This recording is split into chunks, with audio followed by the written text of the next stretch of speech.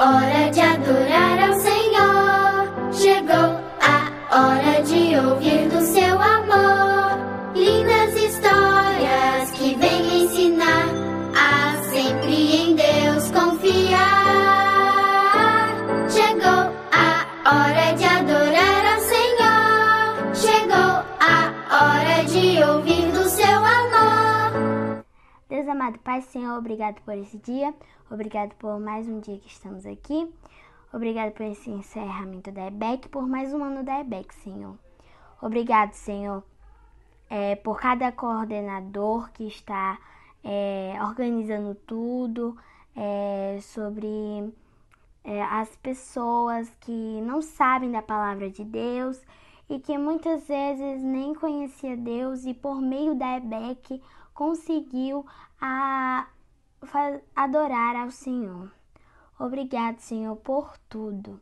Obrigado pelos professores, por estar disponibilizando videoaulas, ensinando, gastando seu tempo para nos ensinar a palavra de Deus. Obrigado por tudo. Eu te peço isso em nome de Jesus. Amém. Então, fique com o resto do vídeo. Beijão! Boa noite, meus amores. Como é que vocês estão? Então, o dia tá morrendo de saudade, né, de dar aula assim pertinho, pedindo para vocês ficarem quietos para ouvir a aula. Mas glória a Deus pela tecnologia, né, pelas videoaulas. E hoje nós vamos para mais uma. Continuando no livro de Atos, né, livro histórico, e a história de nosso irmão Paulo. Como vocês viram a semana passada, Paulo faz sua terceira viagem, né? Com muitas lutas, mas o evangelho é anunciado, Cristo é anunciado e Paulo sempre constante, né? Então, Paulo, ele decide voltar para Jerusalém. E quando ele chega, os irmãos o recebem, né? Com muita alegria, com gratidão de vê-lo, mas também com receio, porque falsas notícias chegavam, né, lá em Jerusalém de Paulo, né? Os judeus da Ásia traziam as falsas notícias de Paulo. Está assim no livro de Atos. Nós vamos dar uma passeada assim no capítulo 27 até o capítulo 28 para a gente entender, tá bom? No 21, versículo 24, diz assim: Eles têm sido informados a teu respeito de que ensinas todos os judeus que estão entre os gentios a se afastarem de Moisés, dizendo: não circuncidem seus filhos, nem andem segundo os costumes da lei. Que faremos então? Certamente saberão que estão aqui. Então, crianças, há algum tempo atrás, né, em uma das viagens de Paulo, os judeus estavam querendo obrigar aos gentios a circuncidarem, né? E Paulo disse assim que Cristo já tinha circuncidado o coração deles, que era o mais importante. Então não tinha, né, real necessidade que eles circuncidassem, se eles não quisessem, entendeu? E então os judeus viram aquilo como que se Paulo tivesse para não cumprir a lei, né? Então o que foi que eles decidiram fazer? Paulo tinha 4 rapazes que faziam voto com Deus, né?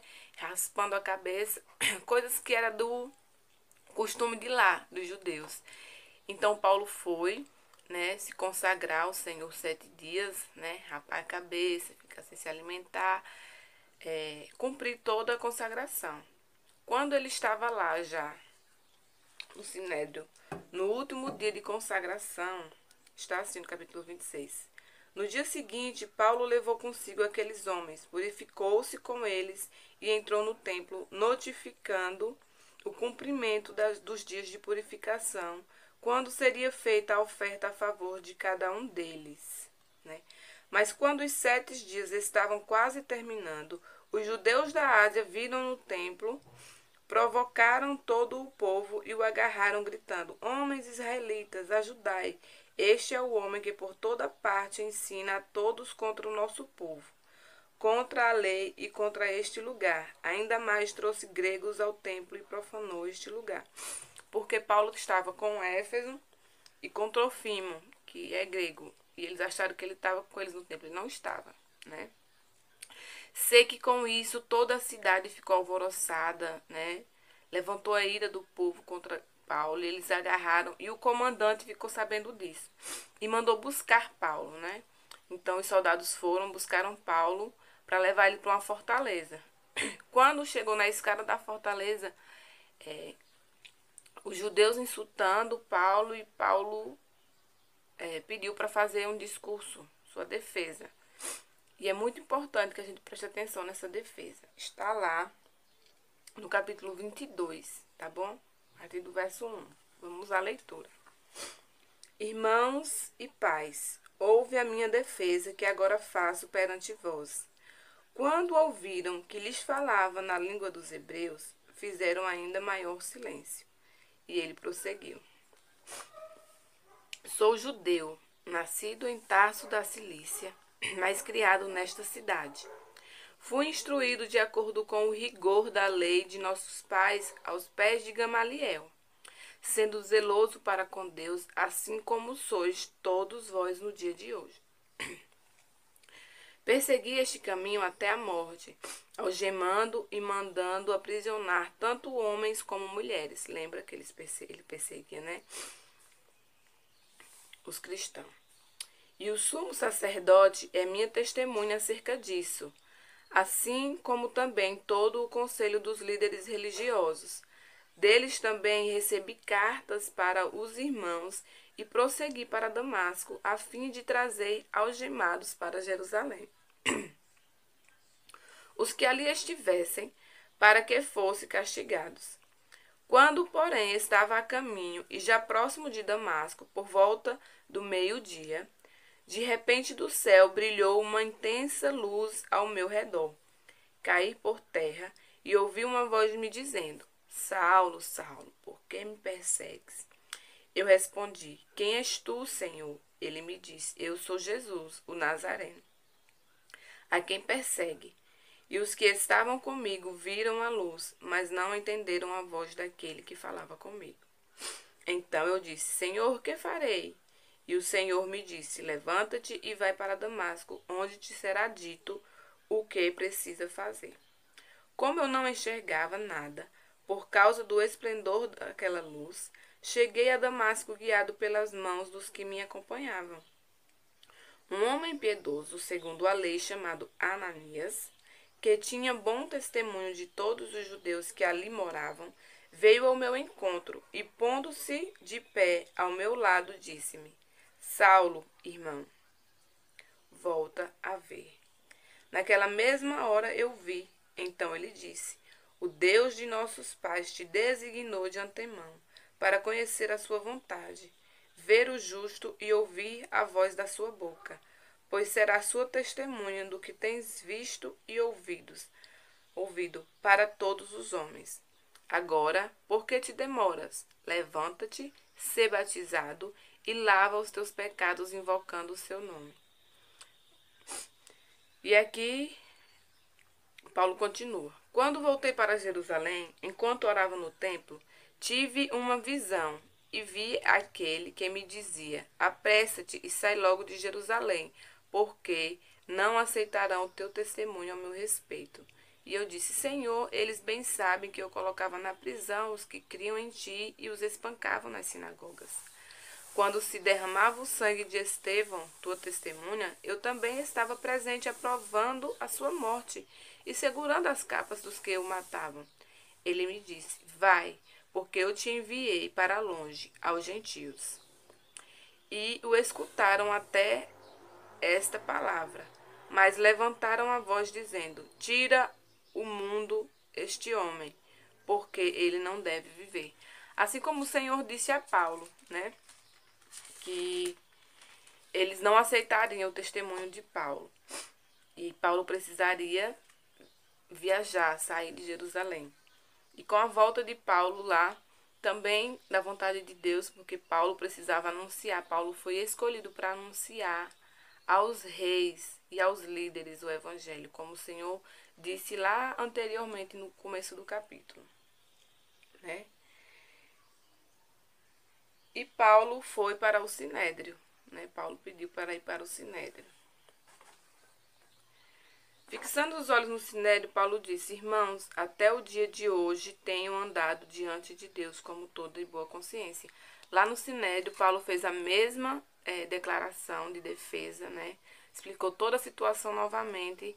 E assim, eles, vendo que não tinha nada contra Paulo, deixaram ele preso. Os líderes deixaram ele preso para agradar os judeus, né? E aí, o que foi que aconteceu? Os judeus, com raiva, porque o Sinédrio não fazia nada, eles armaram uma cilada para Paulo, né? Pediu para que os sacerdotes falassem com o comandante do Sinédrio que ia interrogar Paulo novamente. E quando eles fossem fazer isso, os judeus estavam prontos para matá-los. Fizeram até um voto de que só iriam comer e beber depois que Paulo estivesse morto. E aí o primo de Paulo ficou sabendo, filho de uma tia de Paulo, e contou a Paulo. Paulo pediu que ele fosse ao comandante, explicou a situação, e o comandante fez a transferência de Paulo para o governador Félix. Na manhã seguinte, enquanto Paulo estava na prisão, os judeus tramaram uma conspiração contra ele. Juraram não comer e nem beber até matá-lo, né? 5 dias depois, o sumo sacerdote Ananias e os líderes de Israel que formavam o Sinédrio chegaram a Cesareia. Cesareia é lá onde Paulo estava agora com o governante Félix. De Jerusalém, Paulo foi levado perante o governador e os judeus. Os judeus apresentaram sua acusação através de um advogado chamado Tértulo. O advogado fez sua acusação contra Paulo, dizendo: verificamos que este homem é um perturbador, que promove tumultos entre os judeus pelo mundo. Ele é o principal cabeça da seita dos nazarenos e tentou até profanar o templo. E mais uma vez, com essa acusação, né, pelo advogado, Paulo fez a sua defesa, mais uma vez dizendo que não é contra a lei de forma nenhuma, né? E todo o percurso dele até Damasco, como Jesus encontrou, proclamando o evangelho, proclamando Cristo, né, crianças, que é o que a gente faz com as nossas vidas. Anos depois, né, teve tudo isso, o governador Félix viu que não tinha nada que condenasse Paulo à morte, né, e deixou Paulo preso. 2 anos depois, o governador Félix saiu e entrou o Festo no lugar, né, Alexandre Festo, no lugar dele. E mais uma vez, os judeus, porque viu que tinha mudado, foi ter com ele, com Festo, né, e fez novamente a acusação de que Paulo era um perturbador, que era digno de morte e tal. Festo ouviu também a declaração de defesa de Paulo, com todas as palavras que a gente leu anteriormente, e decidiu que Paulo ficaria preso, né? Perguntou a Paulo se ele queria voltar para Jerusalém e ser julgado lá. E Paulo apelou para ir para César, né? Um anjo do Senhor apareceu a Paulo e disse que ele precisaria ter com César, né? Era necessário que ele fosse ter com César, que é o governador de Roma, lá na Itália.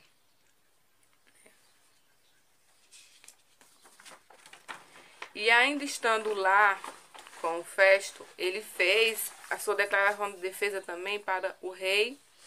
Deixa eu ver aqui o nome do rei, tá, crianças?